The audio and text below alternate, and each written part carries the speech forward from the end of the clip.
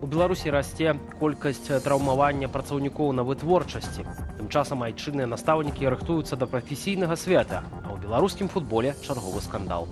Пра гэта да не толькі ў сённяшнім аб'ектыве. Віталь Бабін працуе для вас. Вітаю спадарства. Запрашаю на выданне.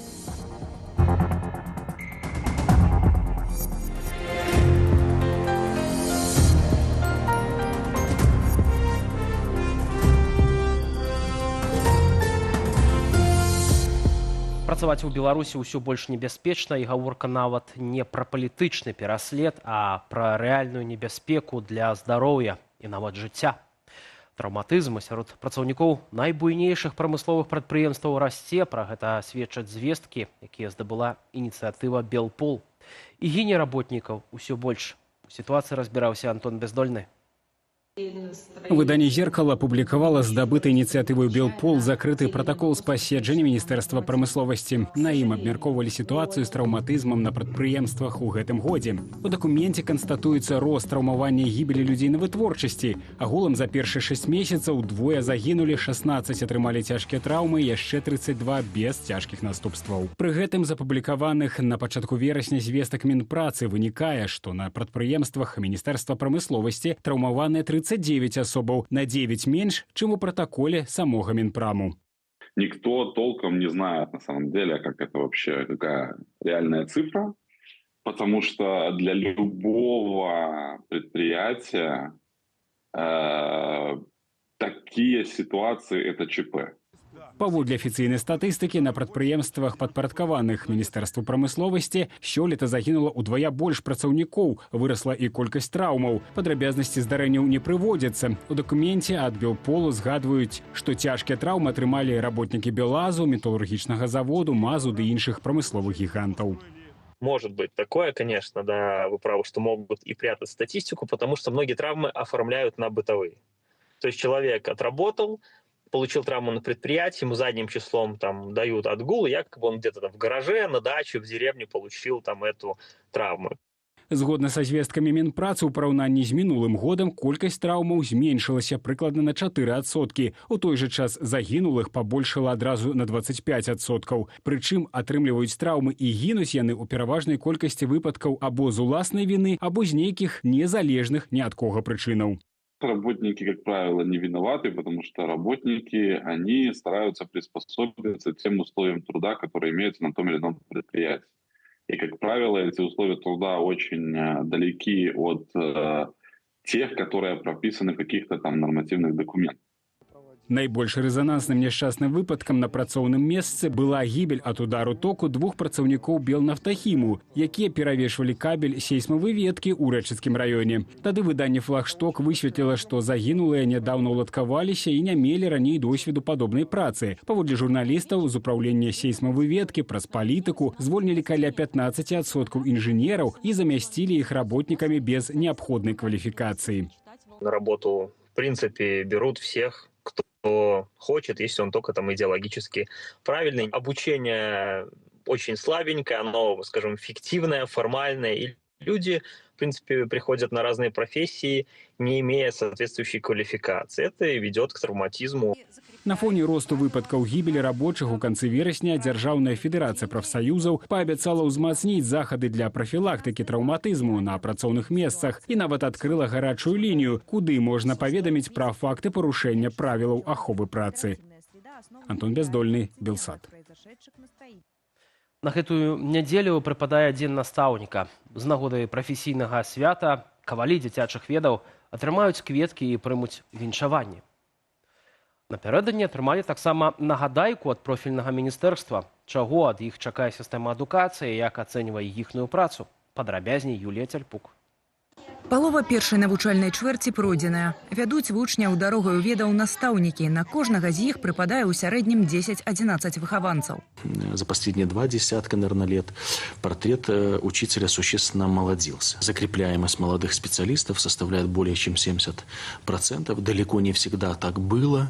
И это еще раз подтверждает о том, что выбор профессии учителя, он является осознанным. Агулам настаўнікаў 114 тысяч і больш чым 10-я частка гэта пенсіянеры. Найбольшая група амаль 77 тысячаў гэта педагогі са стажам ад 10 до 35 гадоў. Стаж до 5 гадоў у 13,5%, 5-10 гадоў ужо ў 8%.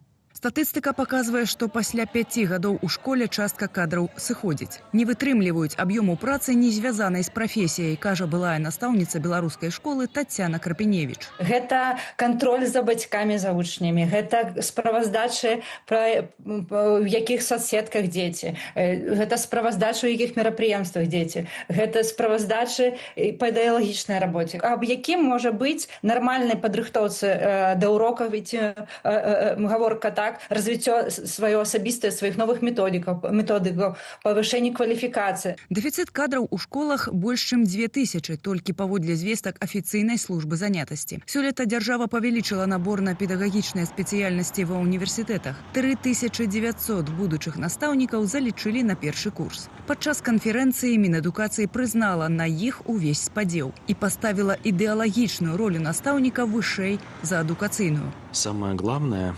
задача учителя была это воспитать молодого человека, воспитать настоящую личность. Почему? Потому что мы прекрасно понимаем, что количество ребят, которые способны быть отличниками или хорошистами, или, может быть, не очень успешно учиться, оно примерно одинаковое, и оно не зависит от учителя. Настаўнікаў, якія не стануць выхоўваць лаяльных рэжыму дзяцей, усцяж выкідваюць з адукацыйных установаў. Больш чым 6 тысяч настаўнікаў пазбавілі працы праз рэпрэсіі. Згодна з падлікамі офісу Святланы Ціханаўскай, больш чым 50 педагогаў прайшлі, цытую, праз пекла катаванняў у калоніях і на хіміі. Для мяне настаўнікі, якія зараз застаюцца ў Беларусі і працуюць, гэта насапраўдныя героі. І я ведаю такіх, і з кожным годам выгарае ўсё больш, сыходзіць ўсё больш. І, на жаль, бо гэта сапраўды вельмі добрыя настаўнікі, тыя, у якіх гарэлі вочы. Заробкі ў сістэме навучання застаюцца сціплымі. Каля 1000 рублёў перад адлічэннем падатку. Бачым у абвестках банку вакансіяў. Гэта амаль утрая менш за сярэднестатыстычны заробак беларуса. Юлія Цельпук, Белсат.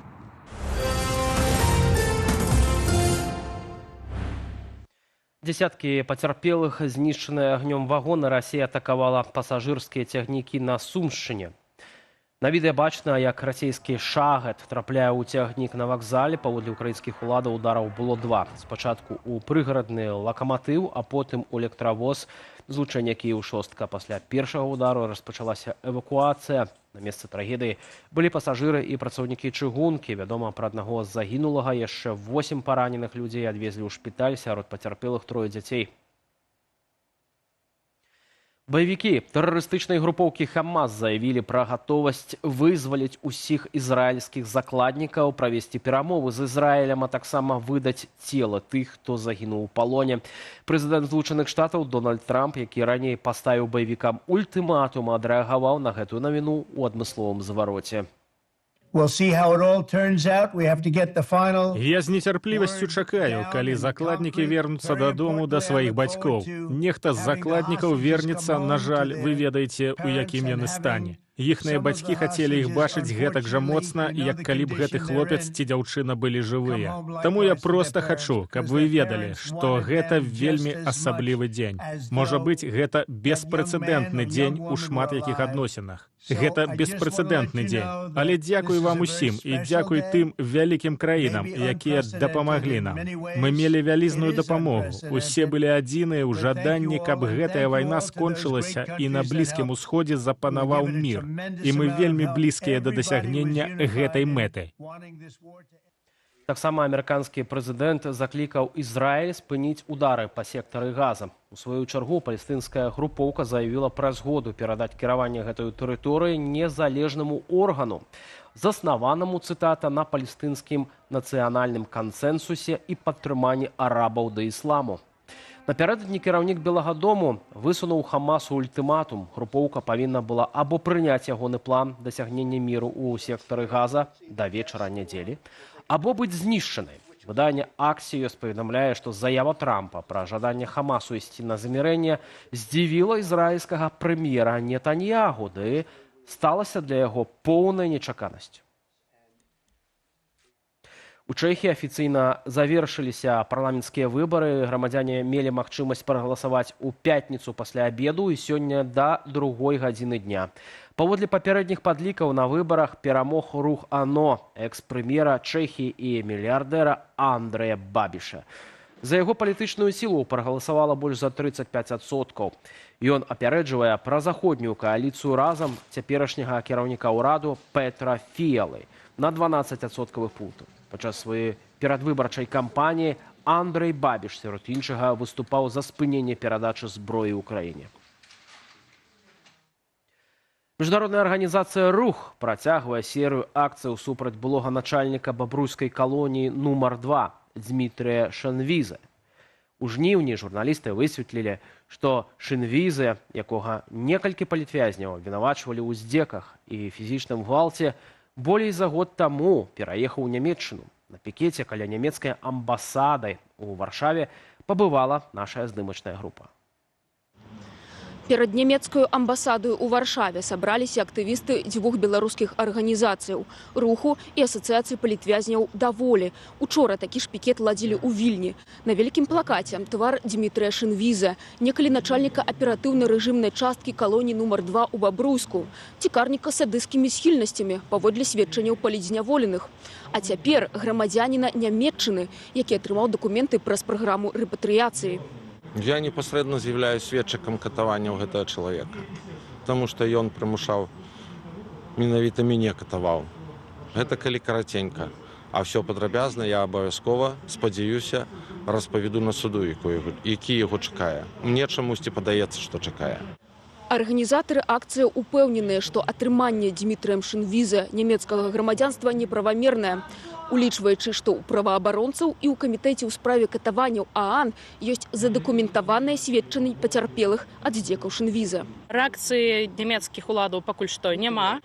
Шансы залежаць толькі ад беларусаў, не толькі ў Нямецчыне, у Вільні, у Варшаве, але ад усіх беларусаў, што знаходзяцца па-за межамі нашай краіны, для якіх бяспечна падпісаць петыцыю аб прыцягненні чалавека да адказнасці.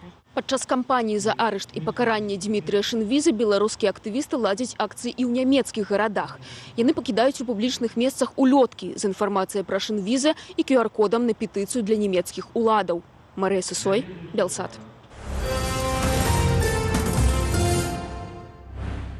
З спартовых навінаў футбол у Віцебску апынуўся ў цэнтры ўвагі. Дзве каманды з аднаго гораду не могуць ужыцца на адным стадыёне. Макслайн Віцебск, што ў гэтым сезоне прэтэндуе на золата чэмпіянату Беларусі, вымушаны змагацца не толькі на полі, але і за права нармальна існаваць. У клубе ўпэўненыя, што ім чыняць штучныя перашкоды. Апаненты адказваюць, што ўсё строга паводле правілаў. У прычынах канфлікту разбіраліся ў наступным матэрыяле.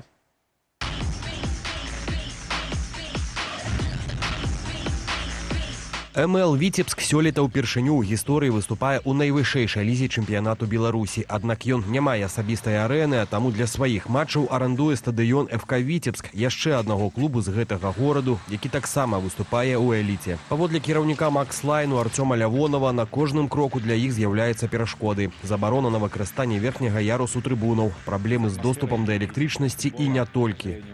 На гульні са Славіяй мы двойчы планавалі запусціць салют перад матчам і ў выпадку перамогі, зрабіць маляўнічае шоу для заўзятараў, але дазволу на гэта ад дырэктара клубу Вайцюхоўскага не атрымалі. Неаднаразова без тлумачэння прычынаў перад матчамі не палівалі поля, і нам нават даводзілася звяртацца па дапамогу ў асацыяцыю. Яшчэ на стадыёне наўмысна зачыняюць прыбіральні на нашых гульнях, можна доўга пералічваць. Гэта не назавеш ніяк, акрамя як наўмысным шкодніцтвам. Пры гэтым, паводле Лявонова, яны ўклалі ў развіццё гораду і арэны немалыя грошы, але наўзамен атрымалі толькі пагрозы скасавання дамовы арэнды стадыёну. У сваю чаргу дырэктар Віцебску Мікалай Вайцюхоўскі пракаментаваў выказванні свайго візаві. У нас з клубам МЛ Віцебск заключаная дамова, у якой выразна прапісана, што надаецца, на які час, адказнасць бакоў. Што датычыць падлучэння да электраэнергіі, то трэба ўсяго толькі падаць адпаведную дакументацыю. Што да салюту, то першы раз гэта зрабілі без узгаднення з намі. І на раніцу частка тэрыторыі стадыёну, трэнінгавае поле і лёгкаатлетычны сектар для кіданняў была усеяная рэшткамі ад страляння. Хто ж мае рацыю ў гэтай футбольнай гісторыі? Адны бачаць у МЛ Віцебск новую надзею для гораду, іншыя мяркуюць, што амбіцыі Лявонова не павінны ператварацца ў скандалы.